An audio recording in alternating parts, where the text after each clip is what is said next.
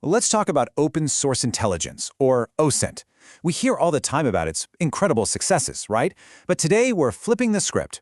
We're going to look at the other side of the story, the critical, often overlooked failures, and what they can teach all of us about turning a flood of information into real, actual wisdom. So here's the game plan. We'll kick things off with the huge promise of OSINT. Then we'll dive into a major case study where all the signals were there, but they were completely missed. We'll break down exactly why good intel goes bad, look at how it's become a tool for, well, everyone, and finally, figure out how to fail smarter to build some real expertise. Okay, let's get into it. You see, to really understand the failures, we first have to appreciate just how unbelievably powerful OSINT can be. It's become so central to everything from journalism to national security for a reason. At its heart, OSINT is all about process. It's not just about, finding something on the internet. It's the disciplined work of collecting, sifting through, and analyzing that raw public data to turn it into something genuinely useful, something you can actually act on. And the toolkit analysts have at their disposal, it's just staggering. We're talking about pulling GPS coordinates right out of a photo's metadata, tracking someone's movements through their social media, using satellite imagery to see changes on the ground, even using the power of the crowd to piece together complex puzzles. It's incredible.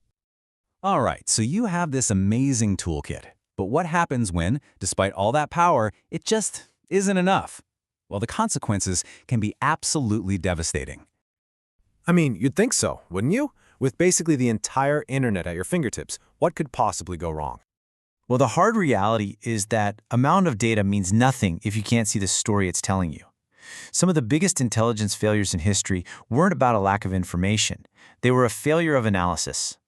This quote, wow, it just perfectly illustrates the stakes.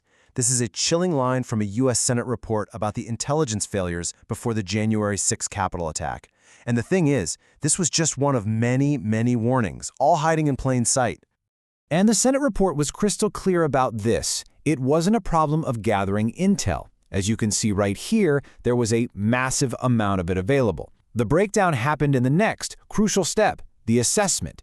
Agencies just failed to connect the dots and truly understand the severe threat being planned right out in the open, online.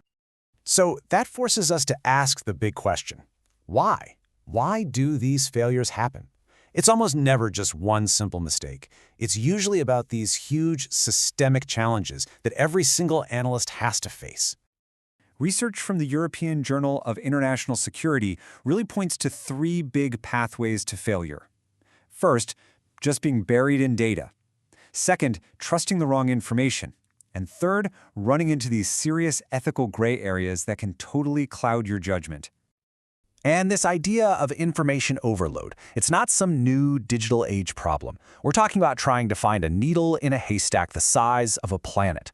It was a key factor in the failure to see the attack on Pearl Harbor coming, and our modern world has just cranked that volume up to 11. And then you have the reliability minefield. Just because something is public doesn't mean it's true, not by a long shot. Analysts have to fight a constant battle against misinformation, deliberate disinformation, and maybe the biggest trap of all, their own biases, seeing what they expect to see, not what's actually there. Now, let's get into a really uncomfortable truth about OSINT. This isn't just a tool for the good guys. Because it's so accessible, it's become a powerful weapon for everyone. It's a simple question, but it's a vital one. The exact same techniques an investigator uses to expose a crime can be used by a bad actor to plan an attack. This quote from Recorded Future says it all.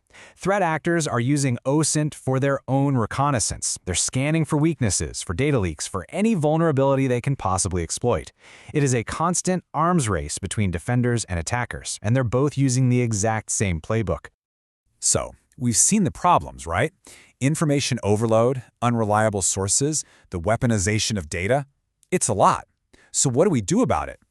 Well, the solution isn't to give up. It's to completely change how we think about failure itself. I love this quote from the Global Investigative Journalism Network.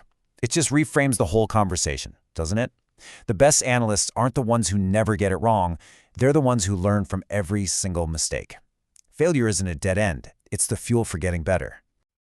So what does feeling smarter actually look like in practice? It means building a discipline around these key principles.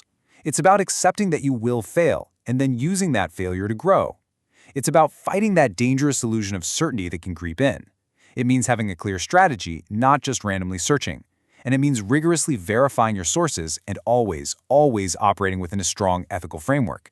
That is how you turn practice into real expertise.